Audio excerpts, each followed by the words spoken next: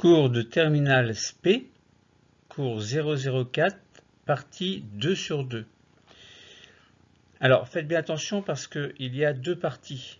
J'ai commencé par la partie 2 sur 2 pour prendre un exemple concret afin que vous compreniez mieux ce que c'est que la théorie de Hardy-Weinberg. Mais une fois que vous aurez fait cette partie 2 sur 2, bien sûr, allez voir la partie 1 sur 2. Donc, l'inéluctable évolution des génomes au sein d'une population face à la théorie de Hardy-Weinberg. Partie 2 sur 2. Quelle est cette loi de Hardy-Weinberg? Raisonnons sur un exemple. 3 fleurs de couleur rouge, blanche et rose. La fleur est rouge si elle est homozygote pour l'allèle grand R et donc de génotype grand R, grand R. La fleur est blanche si elle est homozygote pour l'allèle grand B et donc de génotype grand B, grand B. La fleur est rose si elle est hétérozygote pour les allèles grand R et grand B et donc de génotype grand R, grand B. Vous voyez dans le tableau, donc j'ai mis les 3 fleurs, rouge, blanche et rose. Le phénotype rouge, le phénotype blanc et le phénotype rose. L'allèle ou les allèles correspondants pour le phénotype rouge, allèle grand R. Pour le phénotype blanc, allèle grand B. Et pour le phénotype rose, allèle grand R et grand B. Les génotypes correspondants pour le phénotype rouge, le génotype est grand R, grand R. Pour le phénotype blanc, le génotype est grand B, grand B. Et pour le phénotype rose, le génotype est grand R, grand B. Alors, ces fleurs sont-elles homozygotes ou hétérozygotes? Le phénotype rouge qui a le génotype grand R est homozygote. Le phénotype blanc qui a le génotype grand B est homozygote. Le phénotype rose qui a les allèles grand R et grand B est hétérozygote. Donc ce ne sont pas les deux mêmes allèles.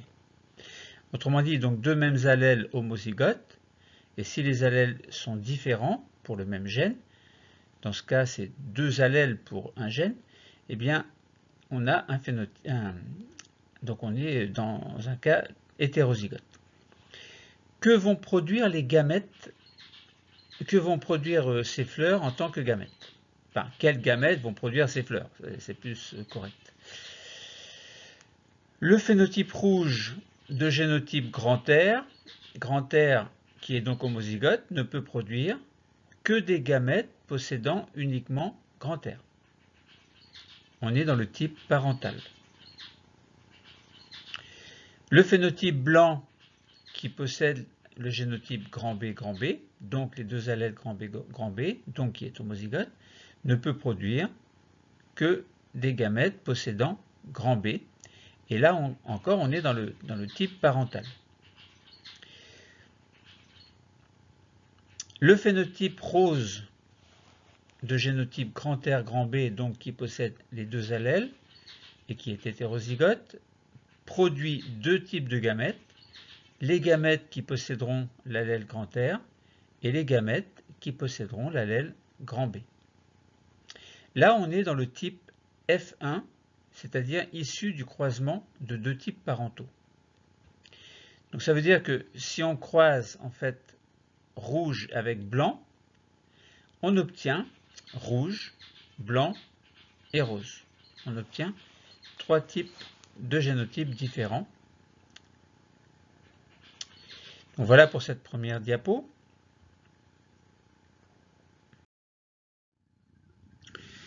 Deuxième diapo. Croisons 2 individus F1 F1 fois F1, c'est-à-dire croisons deux cellules diploïdes F1, soit le croisement des génotypes grand R grand B par grand R grand B. Au cours de la méiose, chaque individu F1 produit deux types de gamètes. 50% vont posséder l'allèle grand R et 50% vont posséder l'allèle grand B. Nous obtenons une génération F2. Donc, je répète que en lisant la partie droite de la diapo, F1 fois F1 donne, enfin F1, le premier F1 c'est génotype de la cellule F1 diploïde est grand R grand B, fois F1, donc le génotype de la cellule F1 diploïde de type parental évidemment est grand R grand B. L'issue de la méiose donne des gamètes haploïdes qui possèdent grand R ou grand B pour l'individu F1, et pour le deuxième individu F1, évidemment, l'issue de la méiose donne également des gamètes haploïdes, j'ai oublié un S, dont les allèles peuvent être soit grand R, soit grand B. On obtient la génération F2. Comment déterminer les génotypes et les phénotypes de la génération F2? Pour cela, nous allons construire le tableau de croisement des générations F1, encore oubli d'un S. Pourquoi? Premièrement, pour déterminer les allèles des gamètes issus de cette génération F1. Deuxièmement, pour en déduire les génotypes issus des fécondations. Et troisièmement, pour en déduire les phénotypes issus des fécondations également. Donc là, je lis la partie droite de votre diapo. Il va falloir que je mette de l'huile à la porte, moi. Quels sont les génotypes et phénotypes de la génération F2? Eh bien, si on fait le tableau de croisement des générations F1, ce tableau permettra de comprendre comment se répartissent les gamètes issus des générations. Alors, je vais déplacer un petit peu. Ah ben non, je ne peux pas déplacer. Bon, enfin, je l'ai dit dans la partie droite. Donc, on essaie de déterminer les allèles des gamètes issus de la génération F1 pour en déduire les génotypes issus des fécondations et pour en déduire ensuite les phénotypes issus des fécondations.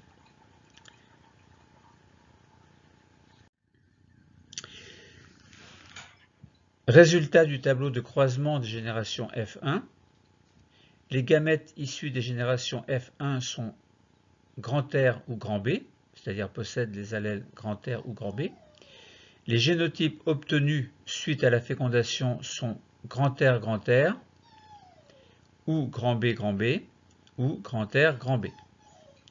Les phénotypes obtenus résultant des génotypes sont rouge, rose et blanc. Donc concernant l'individu F1, le génotype est grand R, grand B, le phénotype est rose, comme vous le voyez sur la photo à votre gauche. Donc si je lis la partie droite de votre diapo, F1, génotype grand R, grand B, phénotype rose, issu de la méiose, gamète avec l'allèle grand R, et issu de la méiose, gamète grand B. Donc ça veut dire qu'on a soit l'allèle grand R, soit l'allèle grand B. Dans la génération F2, donc que je vous ai représenté sur le tableau de croisement, eh bien on a la génération F2, génotype grand R, phénotype rouge. Génération F2, génotype grand R, grand B, phénotype rose. Génération F2, génotype grand R, grand B, phénotype rose. Et génération F2, génotype grand B, phénotype blanc. Donc vous voyez que si vous regardez, en prenant un peu de recul cette diapo, on a bien croisé un F1 avec un autre F1, et on obtient un tableau de croisement qui vous donne les caractéristiques génotypiques et phénotypiques de chacun des individus pouvant germer, puisque là on est dans le cas d'une plante. Mais comment raisonner en termes de fréquence allélique et de fréquence génotypique?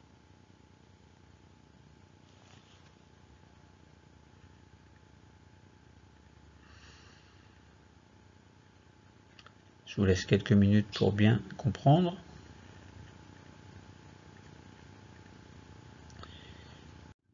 Diapo suivante. Alors, j'aimerais bien cacher, désactiver l'aperçu. Ah ben voilà. Bon, comment raisonner en termes de fréquence allélique et de fréquence génétique? Il est nécessaire de faire intervenir des notions de probabilité et de fréquence, soit petit p, la fréquence de l'allèle grand R, soit Q, la fréquence de l'allèle grand B. Reprenons le tableau de croisement pour ajouter les fréquences alléliques P et Q. Nous déduisons les fréquences génétiques en multipliant les fréquences alléliques correspondant à chaque fécondation. Ainsi, on obtient, alors je lis toujours en bas à gauche de votre diapo, je vais lire à droite après. Fréquence génétique, on aura P au carré pour grand R, Q au carré pour grand B et PQ pour grand R, grand B. Alors, ça veut dire quoi exactement?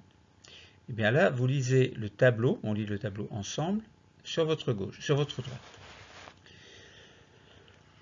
On a, alors, première ligne, on a un gamète, son allèle est grand R. La fréquence allélique est petit p. On a un gamète avec un allèle grand B également, sa fréquence allélique est Q. Première colonne, gamète avec un allèle grand R, fréquence allélique petit p, et gamète allèle grand B, fréquence allélique. Alors j'aurais dû mettre Q, j'ai fait une erreur là, désolé. J'ai mis P mais c'est Q, attention, hein, pas se tromper. Donc, si on regarde les individus issus de chaque fécondation possible, alors, deuxième ligne, deuxième colonne, génotype, alors vous rassemblez les allèles, ça vous donne des allèles grand R. La fréquence allélique de grand R étant P, s'il y a grand R et grand R, la fréquence allélique est donc le carré de P, donc P au carré. Et le phénotype, puisque l'on a grand R, le phénotype est bien rouge. Deuxième colonne, troisième ligne. Le génotype, alors vous regardez, donc on a grand B et grand R, donc le génotype c'est bien grand R, grand B. La fréquence génétique c'est PQ. Alors attention, hein, n'oubliez pas que j'ai fait une erreur, le P doit être un Q. Et le phénotype est rose. Deuxième ligne, troisième colonne, génotype RB, fréquence génétique PQ, et troisième colonne, troisième ligne, génotype grand B,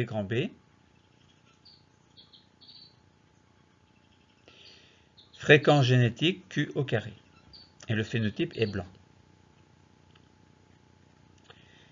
Donc, le bilan en rouge, si les fréquences alléliques et les fréquences génétiques se retrouvent d'une génération à l'autre, alors la population est à l'équilibre de Hardy-Weinberg.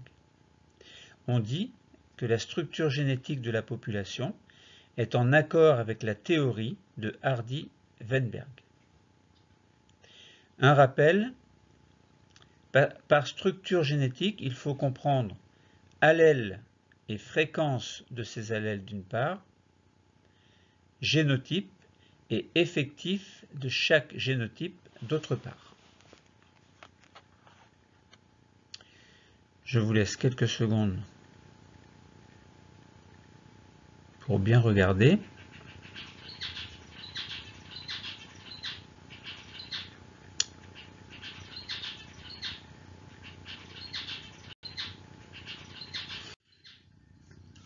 Alors, nous allons faire deux exercices. Premier exercice, la situation problème. Certains marqueurs de surface des globules rouges sont appelés grand M et grand N. Ces marqueurs de surface sont le résultat de l'expression de deux allèles grand M et grand N d'un même gène. Il va falloir que je huile la porte. Rigole pas. Résultat d'une étude donnant le génotype et l'effectif de chaque génotype. Le génotype, première ligne, grand M, ou bien grand M, petit n, ou bien grand N, grand N. Ce sont les allèles, évidemment. Effectif théorique des génotypes, petit n, indice MM, alors grand M, indice grand M. Pour Mn, on a l'effectif théorique, c'est petit n, indice grand M, grand N.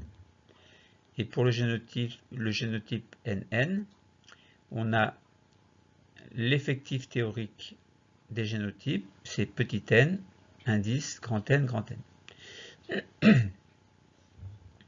Alors, l'effectif réel des génotypes dans notre exemple est 406, 744 et 332, respectivement pour grand M, grand M, grand M, grand N, grand N, grand N.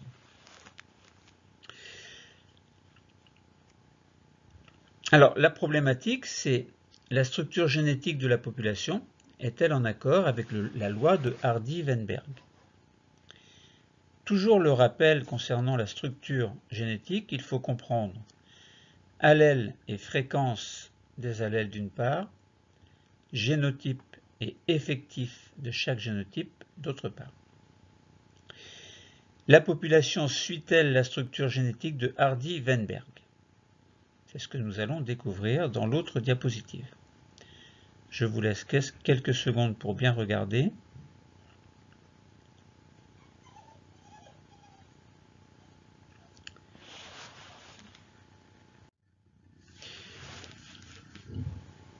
Alors, donc j'ai repris le tableau, c'est le même tableau que précédemment, et donc je passe directement à la résolution du problème. Donc comment résoudre le problème?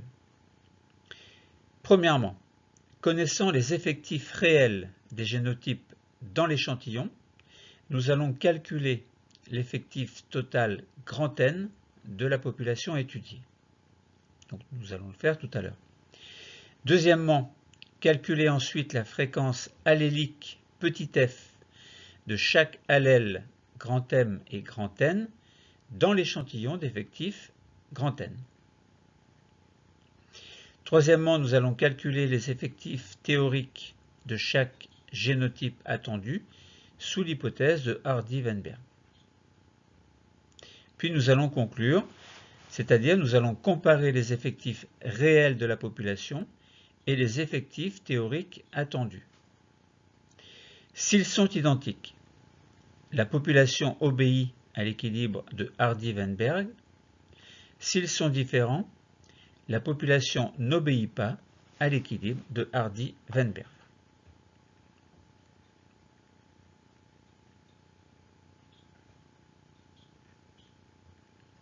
Alors attention parce que il peut y avoir une confusion. Là, tout à l'heure, je vous ai dit, deuxièmement, calculer ensuite la fréquence allélique petit f de chaque allèle grand M et grand N dans l'échantillon d'effectifs grand N. Alors attention, c'est le même grand N, mais dans un cas, c'est un peu maladroit de ma part. Dans un cas, c'est l'allèle grand N, et dans l'autre cas, c'est l'effectif total grand N. Attention à ne pas confondre dans le calcul tout à l'heure, ou dans le raisonnement plutôt.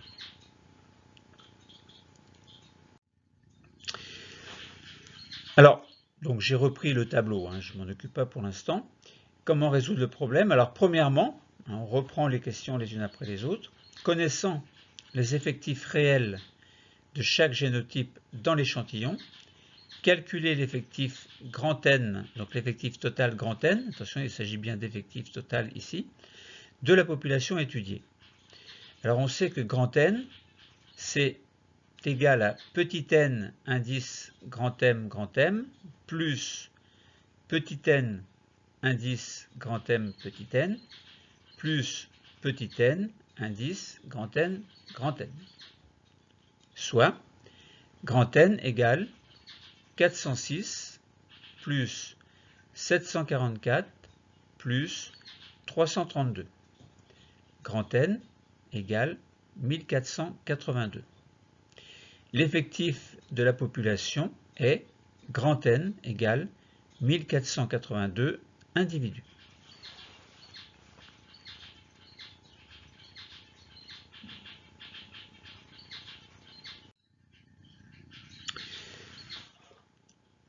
Deuxièmement, calculer la fréquence allélique petit f de chaque allèle, grand M et grand N, dans l'échantillon.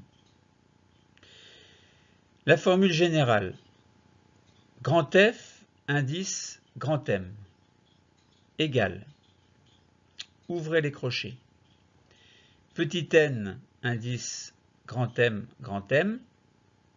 plus 1/2 fois petit n indice grand M, petit n, fermez les crochets, et tout ça divisé par l'effectif grand N.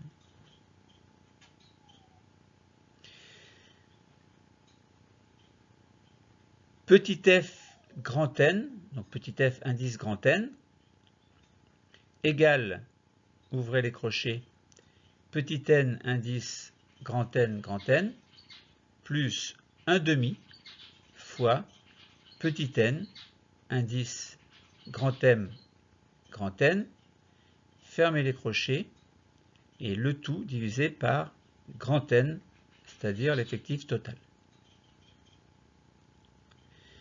Application numérique, petit f indice grand M égale, ouvrez les crochets, 406 plus 1/2 fois 744, fermez les crochets, le tout divisé par 1482. Dans le résultat, on obtient f, petit f indice grand M égale 0,52.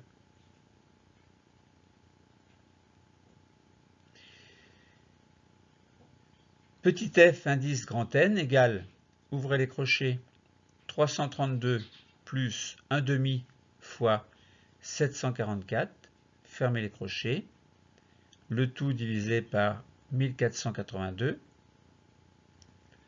Le résultat, petit f indice grand N égale 0,48. Conclusion, la fréquence de l'allèle grand M est 52%, puisque 0,52 c'est 52 divisé par 100, donc on a bien 52%.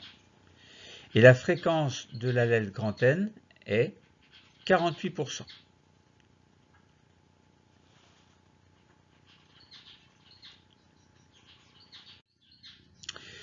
Troisièmement, il faut maintenant calculer les effectifs théoriques des 3 fréquences génétiques attendues sous l'hypothèse de Harry-Weinberg. Formule générale. Petit n indice grand M égale petit f au carré, alors petit f indice grand M au carré, fois grand N, l'effectif total. Petit n indice grand M, grand N égale 2 fois petit f indice grand M fois petit f indice grand N fois grand N. petit n indice grand N égale petit f indice grand N au carré fois grand N. Application numérique. Petit n indice grand M égale 0,52 au carré fois 1482, soit petit n indice grand M égale 401, et donc le résultat, c'est petit n indice grand M égale 401.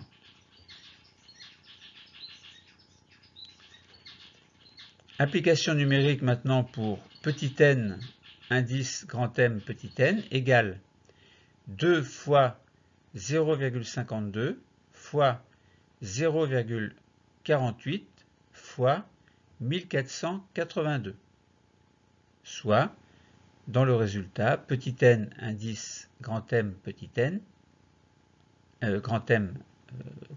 égale 740.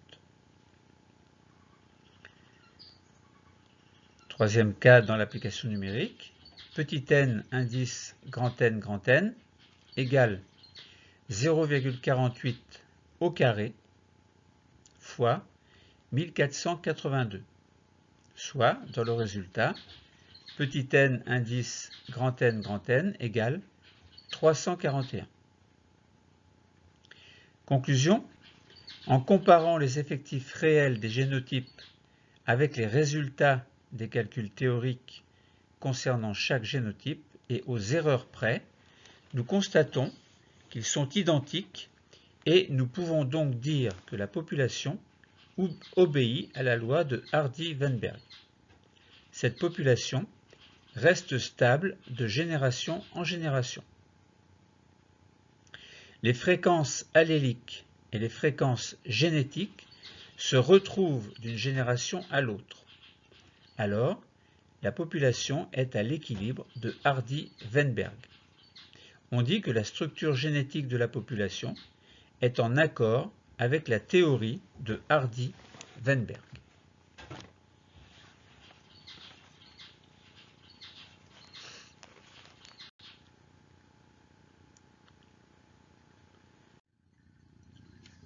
Exercice numéro 2.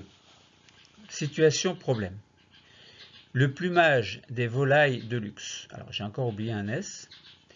Les phénotypes macroscopiques des volailles sont le résultat de l'expression de deux allèles grand M, alors on va dire indice, là j'ai mis exposant, mais on va dire indice, allez indice on va dire, indice petit f et grand M indice petit n, et grand N d'un même gène. Donc, je répète, les phénotypes macroscopiques des volailles sont le résultat de l'expression de deux allèles grand M petit f et grand M petit n et grand N d'un même gène. Pour simplifier, nous noterons les allèles grand F et grand N, tous deux du même gène grand M.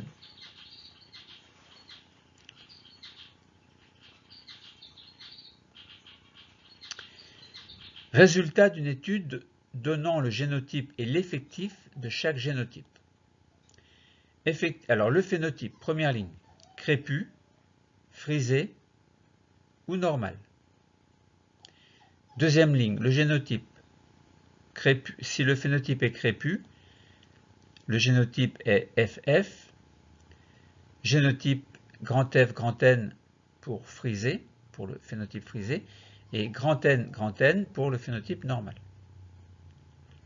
Effectif théorique des populations, on va dire petit n, grand F pour le phénotype crépus, petit n, grand F, petit n, indice grand F, grand N pour le phénotype frisé, et effectif théorique petit n, indice grand N pour le phénotype normal. Quatrième ligne, les effectifs réels des génotypes sont 50, 800 et 150. La problématique, c'est on cherche à savoir si la structure génétique de la population est en accord avec la loi de Hardy-Weinberg. Rappel, par structure génétique, il faut comprendre allèles et fréquences de ces allèles d'une part, génotype et effectif de chaque génotype d'autre part.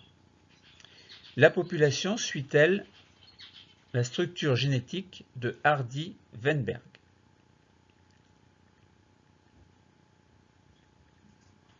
Alors les calculs seront les mêmes que précédemment, mais les résultats seront différents, bien entendu.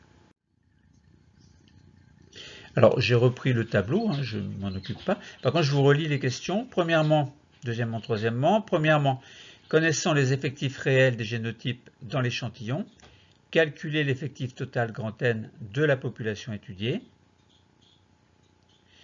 Deuxièmement, calculer ensuite la fréquence allélique petit f de chaque allèle grand M et grand N dans l'échantillon d'effectifs grand N. Troisièmement, calculer les effectifs théoriques de chaque génotype attendu sous l'hypothèse de Hardy-Weinberg. Je vous propose, sans regarder les résultats, de faire les calculs et je vous propose de conclure également. Dans la conclusion, vous allez comparer les effectifs réels de la population et les effectifs théoriques attendus. S'ils sont identiques, la population obéit à l'équilibre de Hardy-Weinberg et dans le cas contraire, la population n'obéit pas à l'équilibre de Hardy-Weinberg. Donc allez-y, faites le calcul et concluez. Voici les résultats. Première question, donc comment, alors connaissant les effectifs réels de chaque génotype dans l'échantillon, nous allons calculer l'effectif total grand N de la population étudiée. Grand N égale petit n indice grand F plus petit n indice grand F grand N plus petit n indice grand N grand N. Donc grand N égale 50 plus 800 plus 150, grand N égale 1000. L'effectif de la population est grand N égale 1000 individus, ce que vous aviez trouvé très certainement.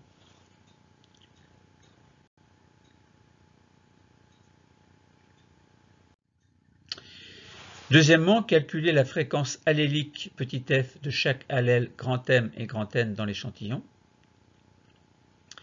Formule générale, je passerai ensuite à l'application numérique et directement au résultat. Donc formule générale, petit f indice grand F égale, ouvrez les crochets, petit n indice grand F plus 1/2 fois petit n indice grand F grand N, fermez les crochets, et le tout sur grand N, l'effectif total de la population. Application numérique, petit f indice grand F égale, ouvrez les crochets, 50 plus 1/2 fois 800, fermez les crochets, le tout divisé par 1000, et le résultat vous donne petit f grand F égale 0,45, soit 45 sur 100, soit 45%. Formule générale pour petit f indice grand N égale, ouvrez les crochets, petit n indice grand N plus 1/2 fois petit n indice grand N, fermez les crochets, le tout sur grand N. Application numérique, petit f indice grand N égale 150 plus 1/2 fois 800, le tout divisé par 1000. Le résultat nous donne petit f indice grand N égale 0,55. La fréquence de l'allèle grand F est 45%. La fréquence de l'allèle grand N est 55%.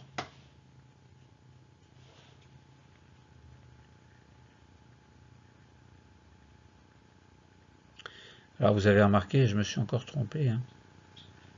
Bon, peu importe, vous allez rétablir l'erreur de vous-même. Alors, troisièmement, calculer les effectifs théoriques des 3 fréquences génétiques attendues sous l'hypothèse de Hardy-Weinberg. Alors, vous avez toujours la formule générale. Formule générale, donc pour petit n indice grand F égale f, petit f indice grand F au carré, alors c'est petit f indice grand F au carré, fois grand N. Pour petit n indice grand N, c'est égal à 2 fois petit f indice grand F fois petit f indice grand N fois grand N. Et pour petit n indice grand N, c'est égal à f indice grand N au carré fois grand N. Application numérique, petit n indice grand F égale 0,45 au carré fois 1000. Pour petit n indice grand N, c'est égal à 2 fois 0,45 fois 0,55 fois 1000. Et pour petit n indice grand N, on a 0,55 au carré fois 1000. Soit, le résultat, petit n indice grand F égale 202. Petit n indice grand N égale 495. Et pour petit n indice grand N, on a 303. Conclusion, en comparant les effectifs réels des génotypes avec les résultats des calculs théoriques concernant chaque génotype et aux erreurs près, nous constatons qu'ils sont très différents et nous pouvons donc dire que la population n'obéit pas à la loi de Hardy-Weinberg. Cette population ne reste pas stable de génération en génération. La fréquence ou les fréquences alléliques et les fréquences génétiques ne se retrouvent pas d'une génération à l'autre, alors la population n'est pas à l'équilibre de Hardy-Weinberg. On dit que la structure génétique de la population n'est pas en accord avec la théorie de Hardy-Weinberg. Pourquoi? Eh bien, peut-être qu'il y a une préférence des frisés, des phénotypes frisés, au sein de la population. C'est fort possible, puisque si on regarde, on a l'effectif réel frisé est de 800. Donc dans ces conditions-là, on pourrait imaginer que ce qui fait varier l'équilibre de Hardy-Weinberg, c'est le choix des partenaires au sein de la population.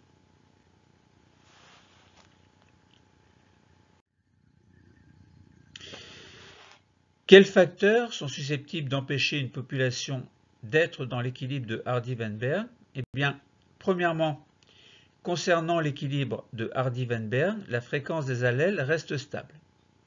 Vu que la population est isolée, vu que la fréquence des allèles reste stable, la population reste stable elle aussi. Par exemple, s'il y a 4 allèles, un violet, un vert, un rouge et un bleu, présents avec une fréquence de 25% chacun, cette fréquence restera la même indéfiniment, vu que la population est isolée et à effectif infini. Il n'y a pas de mutation, ni de dérive génétique, pas de migration, ni de sélection naturelle, ni de sélection sexuelle.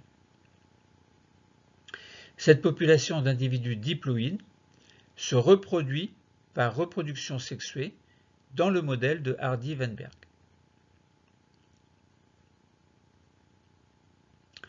Bilan, donc dans le modèle de Hardy-Weinberg, il n'y a pas d'évolution des génomes au sein des populations. Deuxièmement, concernant l'équilibre de Hardy-Weinberg, il n'y a pas de mutation. Conserverait-on l'équilibre s'il y avait une mutation? Eh bien, concernant une population qui présenterait des mutations, et en imaginant qu'il n'y ait pas de dérive génétique, ni de migration, ni de sélection naturelle ou sexuelle, la simple présence d'une mutation fait qu'un nouvel allèle peut apparaître et, bien que celui-ci puisse n'être que peu différent, il peut néanmoins faire diminuer ou augmenter la fréquence d'un autre allèle, jusque-là en équilibre avec les autres populations. Jusque-là en équilibre avec les autres allèles plutôt. Par exemple, imaginons dans cette population 4 allèles représentés avec une fréquence de 25% chacun. Et bien, suite à une mutation, l'apparition d'un allèle orange, par exemple, s'ajoutera aux 4 autres, violet, vert, rouge et bleu. Et de ce fait, l'allèle violet, par exemple, verra sa fréquence diminuer, disons, de 5%. Par conséquent, on se retrouve avec 5 allèles dont la répartition serait violet 20%, orange 5% et 25% pour les trois autres. De ce fait, l'équilibre théorique de Hardy-Weinberg n'existe plus du seul fait de cette mutation qui modifie à la fois le nombre d'allèles et la répartition de l'ensemble des pourcentages. Bilan. Donc les mutations font bien évoluer les génomes au sein des populations, ce qui empêche que la population concernée par ces mutations soit ou reste à l'équilibre de Hardy-Weinberg.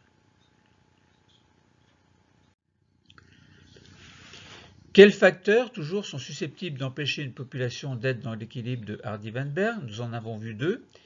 Troisièmement, voyons maintenant, concernant l'équilibre de Hardy-Weinberg, il n'y a pas de dérive génétique. Conserverait-on l'équilibre de Hardy-Weinberg s'il y avait une dérive génétique? Imaginons une population à l'équilibre selon Hardy-Weinberg, donc sans mutation, sans migration, sans sélection naturelle, sans sélection sexuelle. Mais imaginons qu'il y ait une dérive génétique du fait que l'effectif de la population devienne fini. Une dérive génétique fait que la population se retrouvera avec une variation aléatoire de la fréquence de certains allèles de cette population, variation qui sera d'autant plus marquée que la population sera de petite taille, c'est-à-dire de taille finie. Par exemple, si nous reprenons notre exemple de départ correspondant aux couleurs de nos 4 allèles de fréquence 25% chacun, une dérive génétique pourrait entraîner par exemple la disparition de l'allèle rouge et une diminution de l'allèle vert de 15%, donc une perte de 10%, et une diminution de l'allèle bleu de 15%, donc une perte de 10%, tandis que l'allèle violet, à 25%, gagnerait en plus, donc 25% plus 10% plus 10%, soit 70%. Donc au final, la nouvelle répartition des allèles serait 70% violet, 15% vert, 15% bleu, ce qui est différent des 25% chacun lorsque le rouge n'avait pas disparu. Disparition qui a entraîné une nouvelle répartition des fréquences alléliques. Donc, lorsque la taille de la population est finie, et non à effectif infini, une dérive génétique impose bien une évolution des génomes avec pour effet des disparitions ou apparitions d'allèles et modification des fréquences de l'ensemble ou d'une partie de ces fréquences alléliques. Bilan. Donc les dérives génétiques font bien évoluer les génomes au sein des populations, ce qui empêche la population concernée par ces dérives génétiques, soit ce qui empêche que la population concernée par ces dérives génétiques soit ou reste à l'équilibre de Hardy-Weinberg.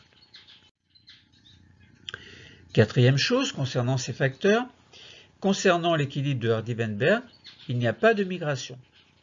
Conserverait-on l'équilibre de Hardy-Weinberg s'il y avait une migration?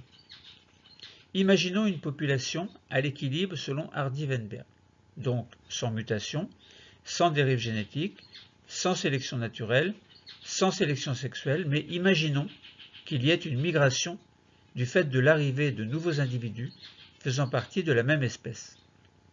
Une migration fait que les nouveaux migrants peuvent apporter de nouveaux allèles et qu'en conséquence, des échanges d'allèles seront possibles lors de relations sexuelles. Un nouvel équilibre allélique pourra s'installer au sein de la nouvelle population issue de la population initiale et de la population migrante, à condition que cette migration cesse. Par exemple, un nouvel allèle orange peut s'ajouter aux 4 autres allèles existants, violet, vert, rouge et bleu. Imaginons alors un nouvel équilibre correspondant à une fréquence allélique de 20%. Bilan. Donc les migrations font bien évoluer les génomes au sein des populations, ce qui empêche la population de rester à l'équilibre de Hardy-Weinberg. Cinquième cas, concernant l'équilibre de Hardy-Weinberg, il n'y a pas de sélection naturelle ni de sélection sexuelle. Conserverait-on l'équilibre de Hardy-Weinberg s'il y avait des sélections naturelles ou sexuelles. Alors tout à l'heure on a vu, la volaille frisée était préférée. Donc ça veut dire que ça va très certainement modifier l'équilibre. Imaginons une population à l'équilibre de Hardy-Weinberg, donc sans mutation, sans migration et sans dérive génétique, mais imaginons qu'il y ait une sélection naturelle ou sexuelle du fait d'un certain avantage sélectif de certains allèles, avantage qui fait varier la fréquence de l'ensemble des allèles.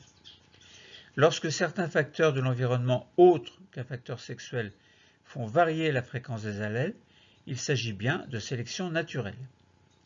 Lorsqu'un allèle à l'origine d'un certain caractère sexuel impose un avantage reproducteur, cet allèle va se répandre davantage dans la population, alors que les allèles défavorables auront tendance à régresser. Ce facteur d'ordre sexuel fait varier la fréquence des allèles, il s'agit bien de sélection sexuelle. Par exemple, l'allèle rouge peut passer d'une fréquence de 25% à une fréquence de 40%, et donc les trois autres, s'ils sont équilibrés, auront chacun une fréquence abaissée à 20%. Bilan. Donc les sélections naturelles et sexuelles font bien évoluer les génomes au sein des populations, ce qui empêche la population de rester à l'équilibre de Hardy-Weinberg. Bilan général. Nous venons de montrer que l'équilibre de Hardy-Weinberg au sein d'une population initiale, dont les génomes n'évoluent pas, n'est jamais atteint si l'on introduit un des facteurs susceptibles de faire varier cet équilibre théorique, à savoir soit une mutation, soit une dérive génétique, soit une migration, soit une sélection naturelle, soit une sélection sexuelle. Dans chacun des cas, il y a bien une évolution inéluctable des génomes au sein des populations. En réalité, et partant de l'équilibre de Hardy-Weinberg, plusieurs de ces facteurs se mettent en place, voire tous en même temps. C'est-à-dire qu'au sein d'une population, on aura à la fois des mutations, des dérives génétiques, des migrations, des sélections naturelles, des sélections sexuelles, autrement dit, l'évolution des génomes est bel et bien inéluctable. L'équilibre de Hardy-Weinberg est rarement obtenu dans la nature. L'équilibre de Hardy-Weinberg est théorique et ne reflète pas la réalité car les 5 facteurs existent: mutation, dérive génétique, migration, sélection naturelle, sélection sexuelle. Ainsi, nous devons porter un nouveau regard sur la notion d'espèce et notamment sur les classifications des êtres vivants. Les nouvelles techniques d'analyse génétique permettent d'affiner le séquençage de l'ADN et donc de mesurer avec plus de précision les flux de gènes et donc d'allèles entre les populations. Et donc, en conséquence, mieux maîtriser l'histoire évolutive des êtres vivants au sein de populations dont l'origine est commune. Une espèce est une entité temporaire qui évolue continuellement dans l'espace et dans le temps. Partant d'une génération G1 d'une espèce E1 au sein d'une population P1, il se peut que l'on passe à une génération G2, puis G3, G4 et G5, sans qu'il y ait de modification, et donc P1 se rapproche de l'équilibre de Hardy-Weinberg. Et puis, pour une raison X, P1 peut se scinder en deux, du fait par exemple d'un isolement reproductif. Lorsque les mécanismes évolutifs engendrent l'apparition d'une nouvelle espèce à partir d'une espèce préexistante, on parle de spéciation. La spéciation est due à un isolement reproductif. L'isolement peut être dû à une séparation géographique, mais pas obligatoirement. En effet, pour une raison X, l'isolement peut être dû à un facteur local. Wikipédia donne la définition suivante de l'isolement reproductif. L'isolement reproductif, on nomme mécanisme d'isolement reproductif tout mécanisme empêchant ou limitant fortement l'hybridation de deux espèces habitant la même région, même lorsqu'elles sont étroitement apparentées.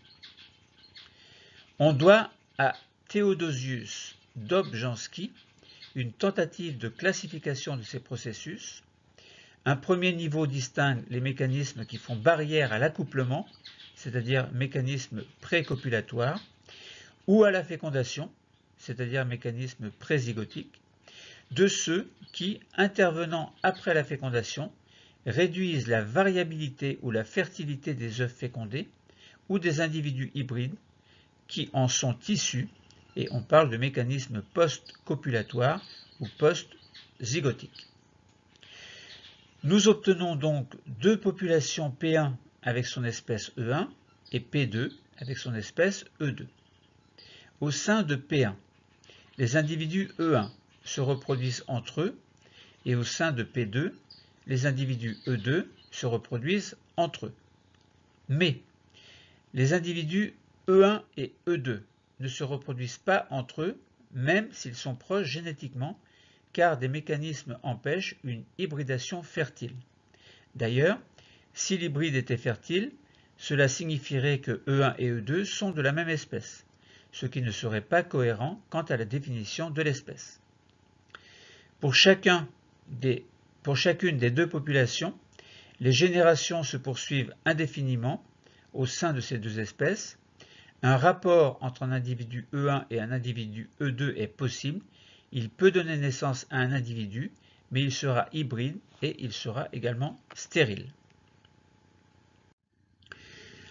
Une espèce, on a dit, est une entité temporaire qui évolue continuellement dans l'espace et dans le temps. Pour l'une des populations, un isolement reproducteur peut à nouveau se faire avec, en parallèle, une nouvelle spéciation, voire quelquefois une extinction d'une espèce. Pour l'autre population, les générations peuvent se poursuivre sans que rien ne se passe, puis une nouvelle spéciation peut se mettre en place par isolement reproducteur, donnant une espèce E3, puis E4, etc. Nous pouvons imaginer de nombreuses possibilités qui peuvent rendre compte de la grande diversité du monde vivant sur Terre. Ainsi, les mutations, les dérives génétiques, les migrations, les sélections naturelles, les sélections sexuelles peuvent faire varier l'équilibre théorique de Hardy-Weinberg au sein des populations et ainsi faire évoluer tous les êtres vivants, faire apparaître ou disparaître des espèces. Bilan général, isolement reproductif et spéciation sont des mécanismes liés à la notion d'espèce, sachant que les espèces ne sont jamais stables dans l'espace et dans le temps. Essayons d'introduire dans une population l'équilibre de Hardy-Weinberg et nous constaterons qu'il serait illusoire de croire à sa stabilité au sein d'une population.